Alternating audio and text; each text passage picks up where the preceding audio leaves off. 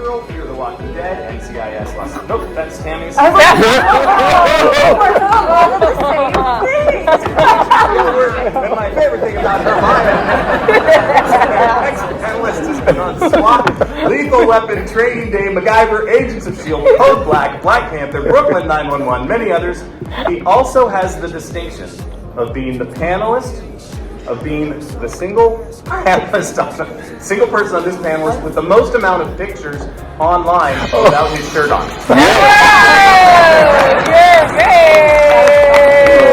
However, Esteban is a close second. We got it, there you go.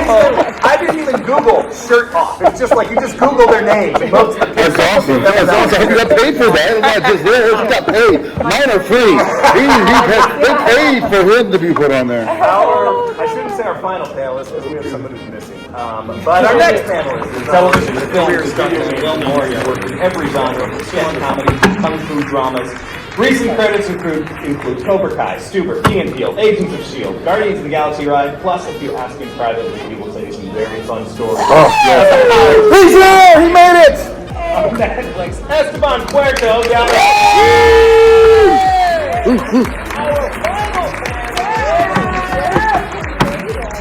Coming in style. Stunts to A-list stars, specifically swordplay. He's trained Brad Pitt, Nathan Fillion, Natalie Portman, Paul Rudd, Ben Kingsley, Madonna, Sandra Bullock, and Hathaway. In his spare time, he likes to chop people up into tiny little pieces with his claws. Ryan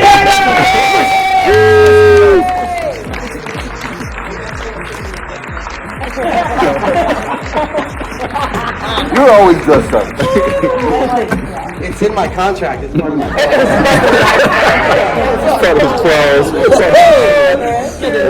All right, Brian and Esteban, you weren't here for this. I would like to introduce in order. We have Mike, Shane, Heather, Rusty, and that's Angelica down over there in the end. Esteban's my dad. All right, let's go down the line real quick. How did you get into stunts? Start with Are you talking with me? Yeah. It was just kind of a fluke. I wanted to be an actor, still do, and I booked a stunt acting role on the feature film Mr. and Mrs. Smith, and I was getting shot by sexy hot Brad Pitt, and when the squibs went off, everything just kind of clicked, and I was like, this is where you're supposed to go, and it's been an amazing journey ever since, and I love it, and that is how I got into stunts. I could talk later more detail, but we don't talk about that. But that's how I got in. That's how I got in. Yeah, right. Brad brought you in. Yes. Me Too movement with my representatives. I knew we did. We do need an extra chair? No, I just like standing up. It's like so formal here, you know? Come on, the crowd might like, I'm ready to protect you in case they want He likes to feel the breeze up his culottes. Yes. Janeshia? Yes. I'll use the mic. So, because it's so crowded. I got into stunts. I've been an athlete my whole entire life. I did track and field growing up. I did collegiate track. I also was on the U.S. national bobsled team for a brief minute as a brakeman. And so I knew I wanted to do athletic stuff. So I did a lot of athletic campaigns like Nike, Dick's Sporting Goods, whether it was like on commercials or different projects. And so while I was watching this movie, I saw this guy that was running very horribly. Like, you know how you run opposite arm, opposite, yes, you know, right? Opposite arm, opposite leg, like a normal runner. Well, he was doing same arm, same leg, and I'm like, that's not how you run. I learned how to run all growing up, and so I saw at the end of the movie had all these stunt credits. I'm like, what the hell?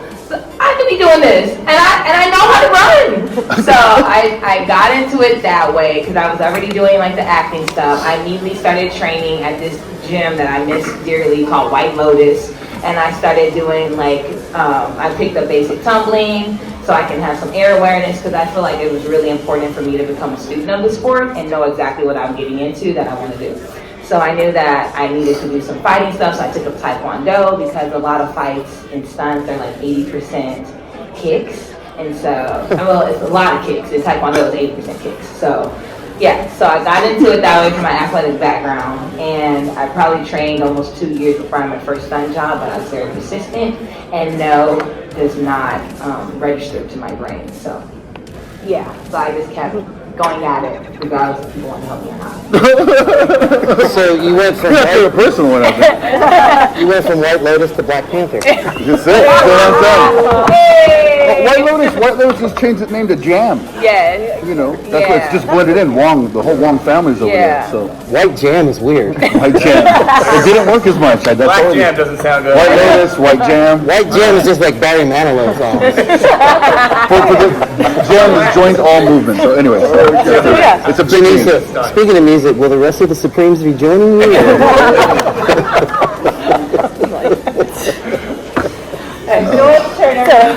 On that note, I started a little bit differently. I grew up in a town called Redlands, California, and there was a youth circus. There was a youth circus in my town, so I started taking circus classes after school, and then I started teaching circus classes after school, and then I just stuck with it. And I was training in a gentleman's yard called, his name is Bob Yorkies. Most people who've gone through stunts have gone through his backyard in one way or another. And he said, you should come over here and do stunts. And I was way up there, and I was looking at these people punching each other, and I'm like, what the heck? Why would I do that? But I came down, and I was like, okay, let's try this. I was hooked from like literally the first hook. It was awesome, and it's just a really great community to be a part of. So it took me another 6 or 7 years to stop touring the world on that side of things and commit to stunts, and I've been doing it ever since. But did you? I'm sorry, I missed the beginning. Joette's been in the circus like all her life, like an infant and stuff, doing twirling, twisting. So she was like, No, because he was there. I was there with my daughter. My daughter's 26 now. She was only 3 years when I met Joette, and he was swinging from the rafters and stuff, doing circus stuff. So she was a ninja before she even started getting into stunts. But the people that surrounded her were also affiliated with the stunt community, going way back another 20 years before I even started it. So, moving on. She's amazing. Thank you for adding that. Yeah. Like, I wouldn't say underrated, but you really are modest about your abilities. Like, you're Joette. you're amazing. Thank you, I appreciate that. Jermaine. Hello, everyone. Good morning. Actually, Jermaine, since I'm going to ask you this question later, about how you, I want the full story on how you ended up getting into stunts. Wait, but should he take off his shirt? Let me picture the Google. He's already been Understanding. I just want to make sure I understanding. No. And he was a Jabari warrior, too. Here, okay? Yeah. But no, actually fell into it. Started back, well, like I said, athletic background. Did mixed martial arts throughout the years and stuff. My brother, he's third grandmaster of 3 different arts, so we just taught the whole family, everybody, even my grandmother's not to fight and stuff. Oh, wow. Yeah, don't mess with a wheelchair. But yeah, so from there, playing football, and like I said, hitting, tackling, and everything like that. My first job was Book 299 for Terry Crews. And I actually had to hit somebody, knew what I do best, and spear him, and enjoyed it ever since. So, but like I said, just quick and brief. Okay. Now You're like me. whole, I'm like, yeah. all right, then we can come back to it. We'll go down the line and then we'll come back to it. Jermaine needed a stunt double, so they called me. Who else would you go to? For me, it was, I grew up wrestling. I was a competitive gymnast for a while. I took a little Aikido. And in college, I was cast. I went to school, like most people in LA, to come out here to act. And I was cast as Romeo my freshman or sophomore year. And Romeo has a big sword fight. And so I was at the University of Texas. I went to the fencing team and learned a little bit of competitive fencing. And then I met a grad student named Leslie Pasternak who did sword fight choreography through a certain organization. And she ended up being our fight choreographer, and I fell in love with sword fighting and have been doing it for the last 30 years. It's equal parts acting, equal parts stunts for me, so I love it. Yeah. Ooh.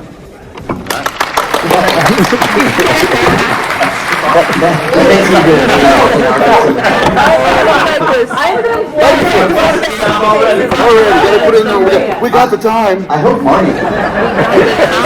So I started when I was like 5 years old in theater and stuff. then my aunt was doing this thing, and I did some lines and blah, blah, blah, blah, blah, and on stage I lost my line and went, ah! And everybody like, there's like 800 people watching, and they didn't take the spotlight off me. So I'm like, fuck, I gotta remember the regular line. Oh, blah, blah, blah, blah, blah, and then the rest of the show went on. So after that, doing anything in front of people was fine, because that was the most embarrassing moment in my life at like 5 years old.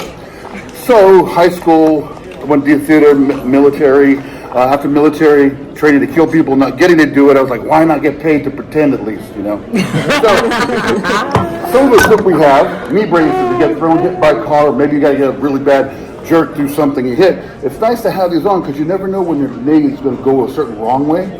So I like to wear these.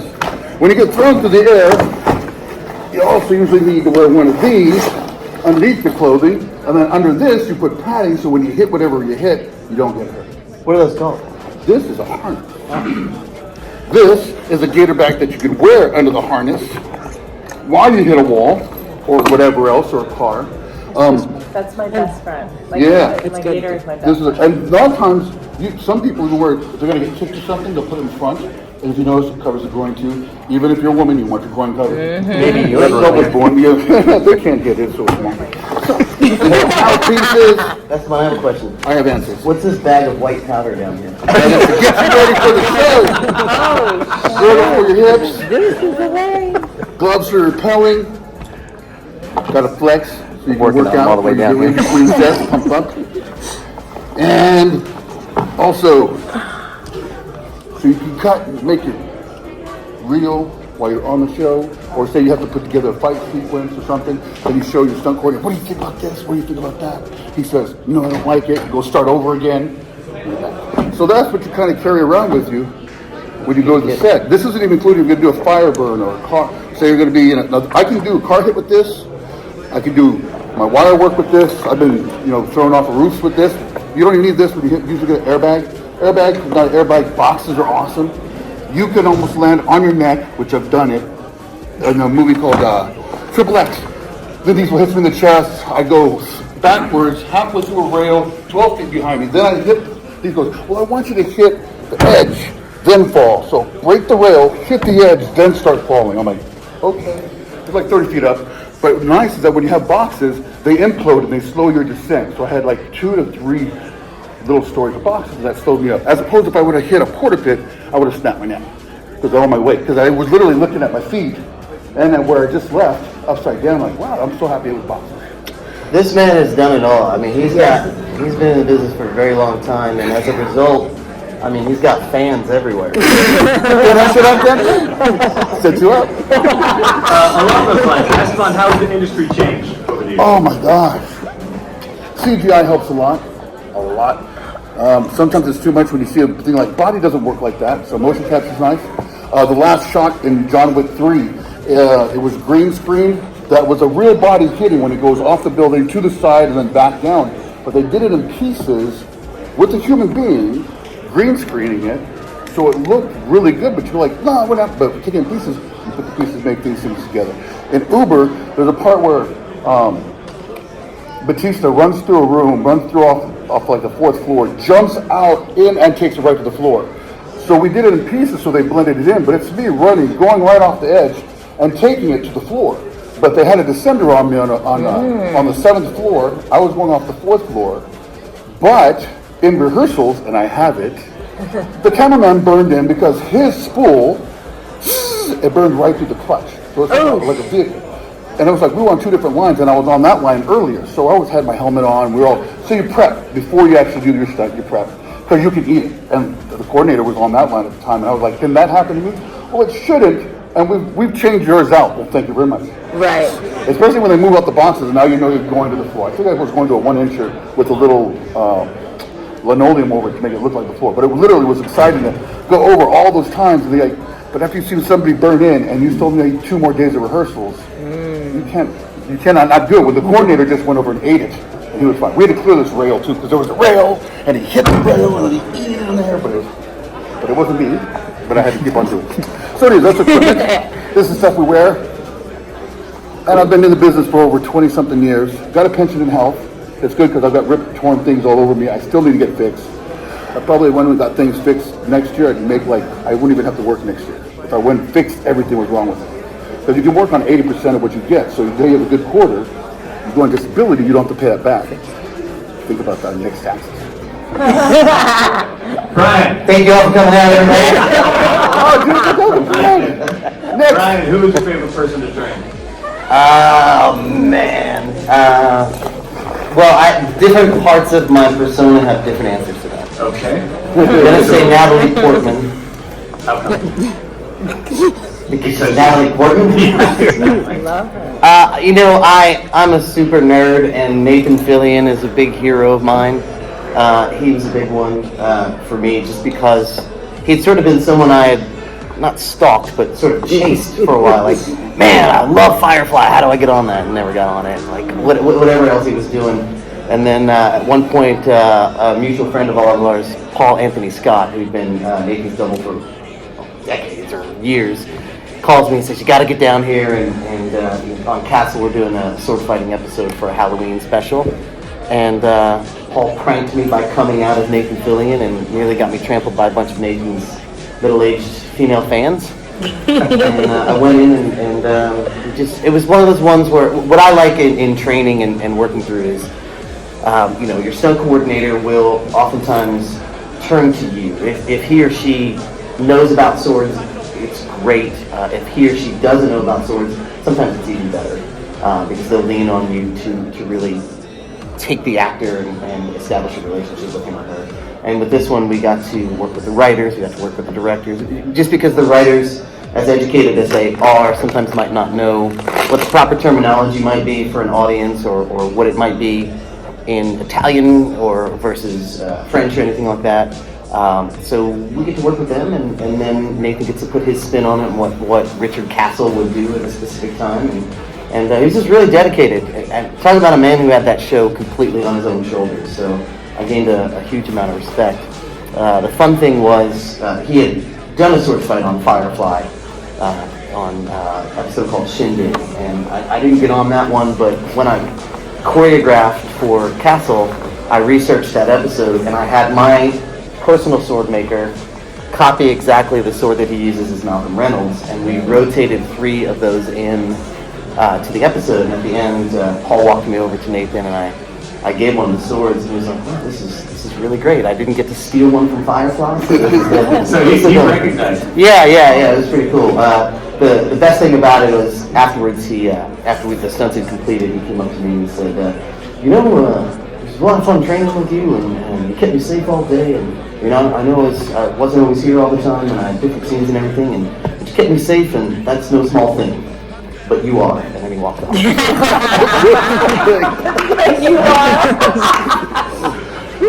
All right, Jermaine, now tell us the full story. You started in electrical.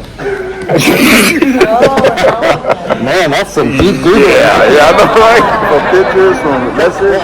All right, yes. After playing football, went to work behind the scenes on production work for Electric, doing lighting and special effects. And first movie I worked with was The Blind Side with Sandra Bullock. And yeah, that was awesome. Totally awesome. Michael Moore. Yes, absolutely. Then from there, trickulated to, acting and martial arts. So got my SAG card from Tyler Perry for better or for worse. And from there, flew out to LA and learned ever since. So like I said, from doing the crew work, lighting special effects, for Walking Dead, Insurgent, Hunger Games, Fast and Furious, all those movies. I don't know if you all seen it or not, or whatever like that, but yeah, so. What was it you were working on where you were literally, you told me the story, you said you were working on electrical and they just approached you and said, hey, we need somebody. Oh yeah, it was for better or for worse. I was actually 12 feet up in the air, prepping a light for one of the scenes and everything, and somebody got fired on set. I don't know who the person was, but sorry for them, but yay for me, yay. But yeah. Then I actually had to do a table read right there on set at the time, and just 7 pages of it, and within 5 people, yeah. I had to act it out within 3 hours. Memorized. 7 pages. Yeah, 7 pages with 5 people, but not just females though. So they were talking to the very first, Yeah, so I was like, yeah. So I had to fill all that in and everything. But yeah, so it was wonderful. And Tyler Perry was right there. Yeah, he was like, are you gonna read it right now? Like, what are we gonna do? Because we need you. We have the other guys on their way, but I could tell them stop, go back home. You're right here. I say yes. Thanks for the opportunity. Wow. Let's do it. Oh, awesome. That is awesome. I'm glad you told that story. That's great. Joette.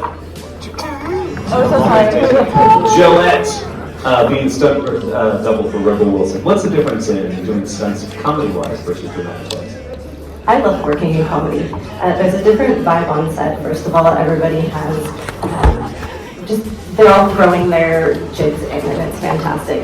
I think the behind-the-scenes stuff on all the Pitch Perfect movies were the better part than even the movies, and the movies were pretty funny, in my opinion. So there's a lot of acting in the stunts in comedy that's a little bit different, the nuance is different than in a fight, per se. Whereas the story is still being told sometimes by your action, you get to put a little bit of yourself into it. And so something that's really exciting for me is I get to talk to Rebel and say, hey, what do you want to see? And sometimes she'll say, I'd really like to see this kind of thing happen. And sometimes she'll say, I don't know what you want. And it's really fun to have that sort of collaboration. Along those lines, Janeshia, for when you're doubling someone like this, the rep, how much do you work with her on what her style would look like when you're fighting? That's a great question. Okay, Thank so the special circumstances with that was working with Denai is I got a chance to work with her first on Black Panther. And so we all trained together because we were part of the Dora Milaje, right? So we trained every morning, every day for, I don't know, almost like easily a month straight, 8 hours a day, right? So that you can see, you can pick up on their habits, like what's their dominant hand, what's their dominant foot, which one do they like to lead on, which ankle doesn't work with. All these different things you learn, so when it's time to incorporate something for the actor or the actress, like you can tell the coordinator or tell the stunt coordinator or the fight coordinator, hey, that's not gonna work, or hey, I don't think she's comfortable with that.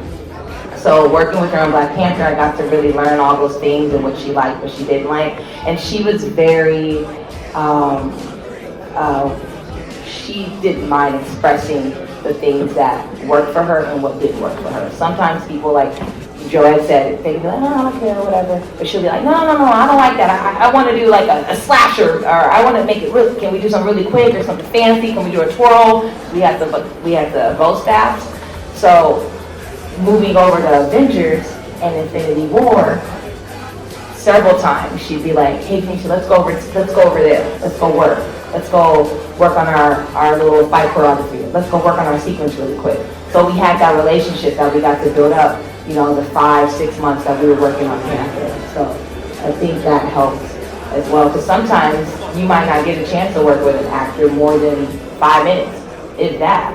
But we were on a project and it was super long, so we got to build a relationship, and she got to talk to me, I got to talk to her, and say, hey, what do you like? You want to do a fancy twirl? Okay, which way? You want to go right? You want to go left? Yeah. Jason Momoa had me go get a beer for him at the bar. I'd go get a beer for He goes, go get me a blonde. And I really thought he wanted me to get him a blonde. He goes, it's a beer. Oh, got it, boss. Okay. I'm like, hilarious. That's weird. He doesn't look like a guy that drinks beer. He does. I would say, I want to specialize in getting hit by cars. So I never said I wanted. I just love doing them. But now I have gracefully retired, from doing carpet, so I don't do that. But I love them, and it's just I can go on and on for days about carpet. My first car hit, or let me go a step prior to, I was working on CSLA doubling a guest star, and there was this stuntman called Iliopolis, and he and I were working together, and we were in this lobby of a nightclub, and who was it? Keith Ballard another stuntman drives through the wall and crashes through in a car. And as the car crashes through, Paul Iliopoulos shoves me off to the side, and I'm getting my little safety spot, and I look up, and I can see Paul get hit. And Paul Iliopoulos is like an amazing stuntman. Like, I just have so much respect for him. And I watched him do that stuntman, and does he do me? I'm like, so I told my boss, Troy Brown, I'm like, oh my God, I gotta do a car hit. And he's like, yeah, Tammy, you're fine. You just got pushed out of the way. Like, enjoy this day. This is Paul's day. This is Paul's day. So I did, and every stumpers I would talk to, I'm like, veteran stumpers, I'm like, tell me about your car hits. How do you do them? And every night I sit there for hours. Like, tell me more. And I just fell in love with car hits. So finally, the next season came on NCSLA, and my boss called me and he's like, guess who's doing the car hit? I'm like, this girl. And I just became obsessed with them, obsessed with doing them in different cars, different wardrobe, and I always talk about this sensation when I get hit and my shoulder hits the windshield and it just starts to crack like a big spider web, and I just kind of go into it like a net, and then I get spit off, like that sensation, just like right here. It's just, I want to duplicate that as much as possible, kind of like a drug, like, just that moment. And I just absolutely love them. Did I answer the question? I'm on 3 hours of sleep. Yeah. So I'm good. I was like, Yeah, it's great. It was great for him. But I don't think there's a movie out there along those lines. I don't do car hits now. I just turned one down for next week, and like I said, I'm giving them away to everybody else. It's time to let others have that fun that I love, and hopefully they will love it as much as I do. Along those lines, when I first met Tammy, along the lines of what Esteban was saying about adding in CGI, I'm watching Tammy's stunt reel, and I'm watching it, and it's just like the way all of these windshields are shattering when she hits them. My favorite. I had to immediately text her, I'm like, is that CGI, or are you really shattering those windshields? And her I was response slightly was, insulted. she's like, no, that is not CGI. I was so insulted. I'm like, take my favorite part away from me. And I will say that when I would do car hits and someone can be like, hey, can you try not to break the windshield? I'm like, no. I'm breaking it. That's like, oh. I have quarters and stuff on my body right now to help enhance that. Like my elbows, I would tape quarters to them just so I could get that through. Yeah, no. Really? Oh, yeah. What would you put on your shoulder? Old timers, like the OG, some people, I ask them, like, what do you do? They're like, oh, we'll take like a half stack of quarters and tape them to the elbows, so when you go through, boom. I had all that. I'm like, someone tape me, take my elbows. So you actually got spikes on all your corners. Yeah. I'm going to get myself, so yeah. Esteban, let's yes, talk sir. about video games. Yes, love video games, love being in video games. What's it like doing stunts for video games? Motion capture is so fun. It's like you don't even have to wear pads sometimes because they pad up everything. Take us through it. Do you go into a padded room, or what? You've got a room filled with cameras, and they're all regulated on the rails. So you're in what's called a volume. Just like imagine this, but it's got cameras and there's little red lights on it, and you've got all these little ball bearings on you that shimmer and sparkle when the light hits you, so that they can look you in the computer and then see your body. So you do a T-pose and do all the different moments so that they randomly have you in their computer. Then after that, they'll start going through a list of movements. Do this movement. Earlier on, it used to be they actually diagram on the floor your exact footsteps, so that you would have to come back to the same position. Quick. It was the weirdest thing. They'd put a footprint out for you, so you'd be sure that your feet were in the same place. As technology got better, nowadays, they don't even need a volume. They can put a little backpack on you that's got all the gizmos on it, so they can then put you in their computer without even using the volume. They're trying to push that now, so they can do it on set. When we did, explain what volume is. The volume is the space in which you're being motion captured in. When we did Iron Man 2, there was a part where War Machine and Iron Man are back to back. That was in a real soundstage, Sony, huge, like 4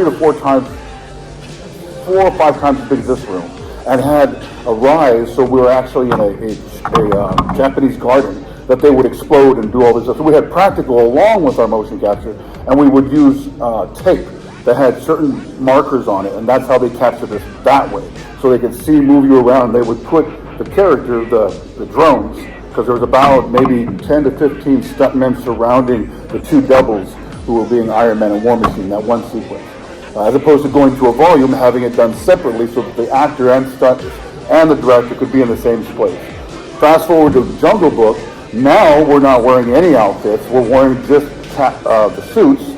They have a little kid who's being Mowgli running around all these pieces of jungle that they really designed with actual footage. So if he's running down a pole or say a tree, they actually put something up that simulated that pole or tree, had the volume, and then they'd run around with the camera and see the actual environment that they had.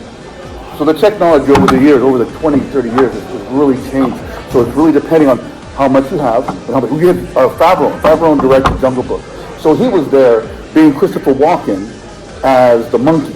They set up a little thing, and so he was the King Louis. He was King Louis doing all the stuff. So Favreau did the acting while Christopher Walken had already done the verbal, the lines, and he was just mimicking, but he was actually doing all the motion capture. Then later on, when the monkey chases after the little boy, they made an entire maze for me to chase after him as King Louis, smashing into the environment, which is a pyramid I was destroying. And I was basically chasing a little hand, like somebody with a little rope that had a little marker on the end that would be, this is Mowgli, he's 3 feet tall, run around and chase him. And I'd have long arms, doing the monkey movement, and smashing into places, and trying to reach through and all these things. But you're also imagining it. Again, over the course of the years, it's changed. But it's always being inventive and being imaginative.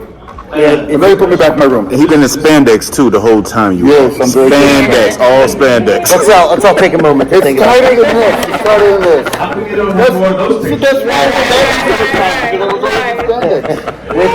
You have it on your phones now. What Esteban's talking about is the difference between telemetry and optical. When you're on Instagram and you're doing the filters that put the little puppy dog faces on you and smiley faces and change it's all sort of in a basic level already on your phone. But imagine like a studio with millions and millions of dollars to develop the technology. It's getting to the point where we're getting away from the markers and you're there. They just put if something's already animated out, then we take a camera and be in this environment, or if someone's built the environment already, they can hook it up to a program where they can see you in the volume or on the sound stage, and then in their computers right there, they're already seeing you walk through the pre-animated environment. 2001, 2002, when Triple X came out with Vin Diesel riding around with, you saw his head on those guys. Those guys all had shaved heads, and they just put Vin Diesel's head on him riding around the motorcycle, jumping over the building. Well, what happened is he went down to one of the guys' dartboard, was being chased by one of the biggest helicopters. Well, he went down for his jump, came back around, and the helicopter overtook him, and he hit the back rail with his head. He wasn't wearing a helmet. He crashed, came down, did not die. They said, okay, now we're going to put helmets on you. So then they just put green helmets on him and digitized Vin's head over from then on. But fast forward to today's stunt person, you'll see people put markers, especially if you watch like Logan, where you have Eddie Davenport fighting Hugh Grant. And it's literally, you see identical because they're so close up. Then they just do a few little adjustments, and you have twins fighting each other more and more often. I saw that somebody else do it. I want to see Hugh Grant as Wolverine. That would be awesome.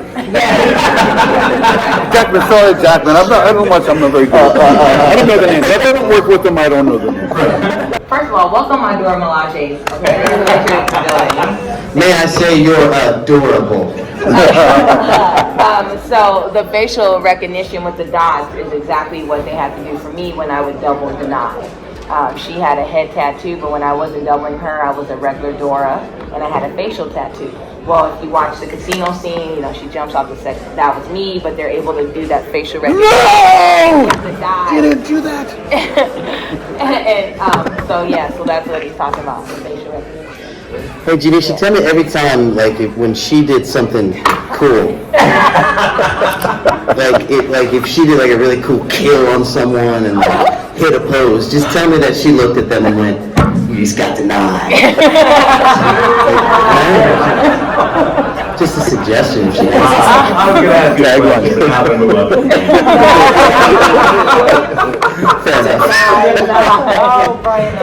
Jermaine, let's talk about Black Panther and Infinity War. And now, take me through what your day is going to be like for some of those huge stunt scenes. I've asked you this kind of before, but I want to know what your day is like, because I picture, they bring all the warriors in and into this warehouse, and while you're waiting to go on set, you've just got like a wall full of all different kinds of weapons that you can imagine, and you guys just spar in a circle or something. That's awesome. Is that what the day is like? Totally.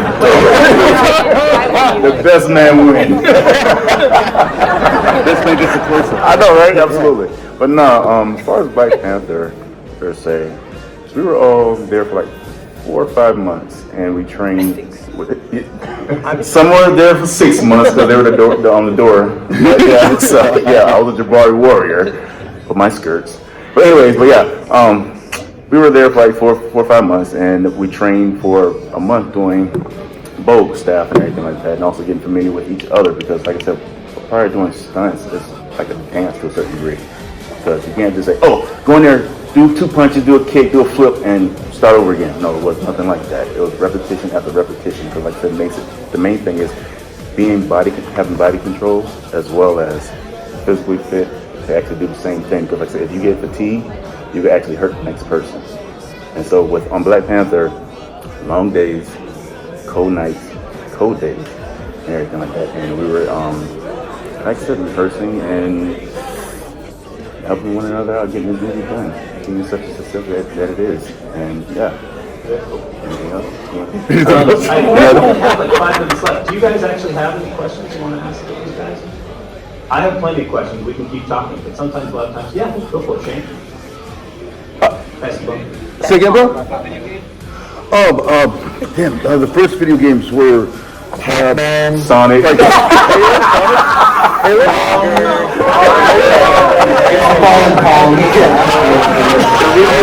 Halo, that first Halo one where they redid like the original Halo. We've been back, some of the Beast guys in that.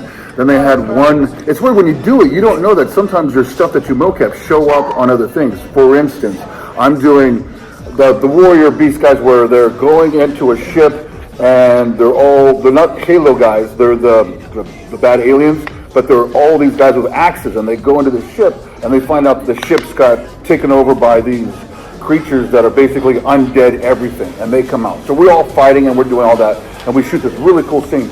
And in the middle of the day they go, hey, we have this idea, we're thinking about the Hulk fighting with like Iron Man, and Iron Man's got a special suit kind of thing. You think we could shoot that today? I'm like, okay, I'm not doing nothing.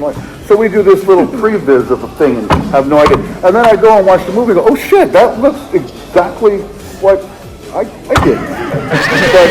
but I didn't get that contract on that show. Right. So how'd that happen? But sometimes that'll happen. It's like if it's done, there's out there, you know exactly what you did, but you can't go. It happened to some trickers who go, I'm the only guy that does that trick. And next thing you know, he sees a ninja in some other movie do that trick, and he goes, no, I'm the only person that does that trick. And I know that because I shot it over here. So sometimes the thing about motion capture, the whole moving your face, I was on a show called, sorry for being so long about it. Did I answer your question? I will say this real quick, actually. When I first met Esteban, like 10 years ago, and PS3 had this brand new game. It was a Conan game. And I played it, and I'm like, no, Conan. And I finished, the game was mediocre, but I finished playing it because I'm Esteban. The mediocre part, the acting part was different. I just did the fighting.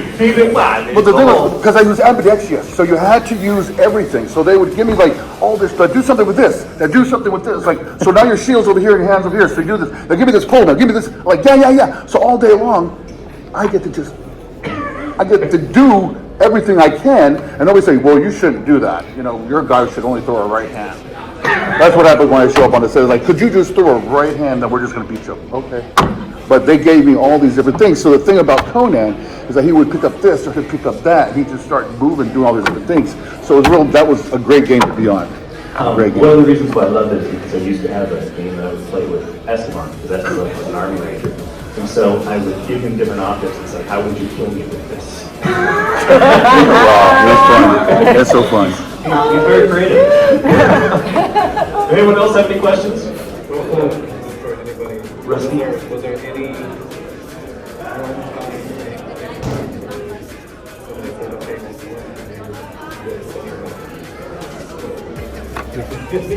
Code Black, I had to repel from a helicopter more than 24 times. And I was like 150 feet in the air, 180 feet in the air, correction, and speed rope. So if you Fast rope? Yeah, fast rope. And you mean 25 times fast rope? Yeah, your gloves are really not gloves anymore. Your own skin. My gloves right here are melting. And I'm 245 pounds, so yeah. Yeah. That's crazy. Wow. Nice. But along the lines of your question,